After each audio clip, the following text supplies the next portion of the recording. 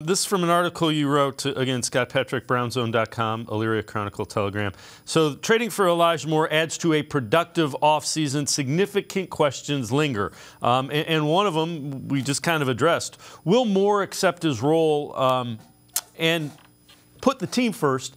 The flip side of that is the quarterback play he's going to get from Deshaun Watson is probably a whole lot better and fits his style more than the guys that were playing quarterback in New York. Yeah, I think that's completely fair to say. And when you talk about style, we talk so much about just the play calls, right? And, okay, what are the Browns trying to do?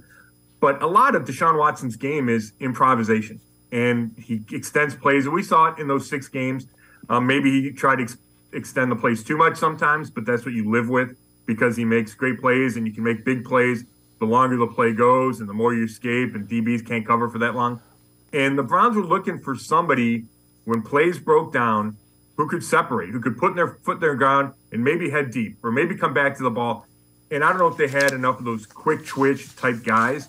And Elijah Moore adds that. So I do think there's reason to believe he will be better with Deshaun Watson and probably happier with Deshaun Watson if there is a fit there. There's no doubt.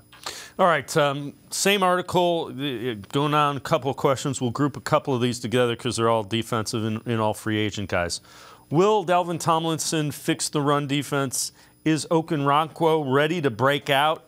And Thornhill is cheaper, but is he better than Johnson? Kind of group those together, and you can break them down any way you like.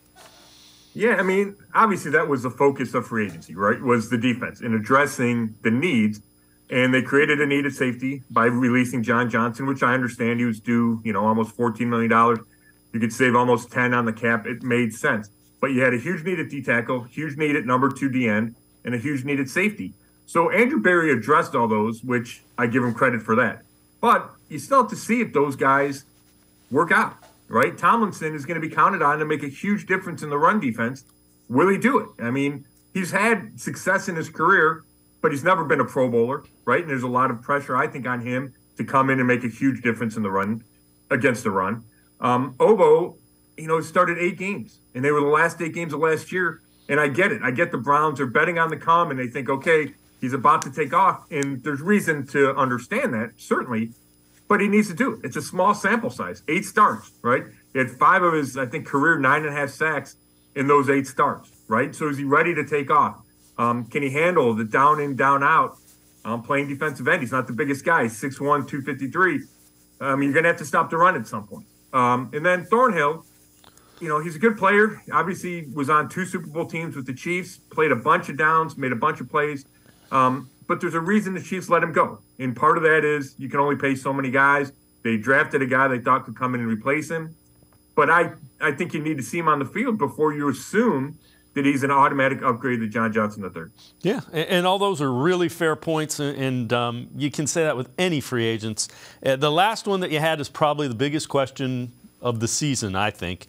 Will Watson play well enough for the rest of the moves to have the desired impact on a playoff team? And the whole season and the whole moving forward comes down to, can Deshaun Watson be an elite NFL quarterback again? Yeah, and part of me, Dave, hates to boil it down to that because there are 52 other guys on the roster and 21 other starters and coaches and all that goes into it.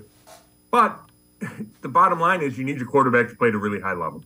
And, yes, you need to surround him with talent, and that's what Andrew Berry's trying to do. And you try to fix the defense, and you try to, fortify the offensive line by re-signing Ethan Posick, and you bring in Kellen Moore or Elijah Moore, and you bring in Marquise Goodwin, and you add Jordan Akins at tight end. Like, all that's supposed to help. But if Watson doesn't play at a really high level, I'm not sure all the rest of those moves really matter. I think if there's a huge difference between Joe Burrow and Deshaun Watson, the Browns don't have a chance to win the AFC North. If there's a huge difference between Patrick Mahomes and Josh Allen and Justin Herbert and Russell Wilson and Aaron Rodgers and Deshaun Watson, the Browns might not have a chance to go to the playoffs. So I think it's that simple, even though it diminishes a little bit the important team aspect of the NFL.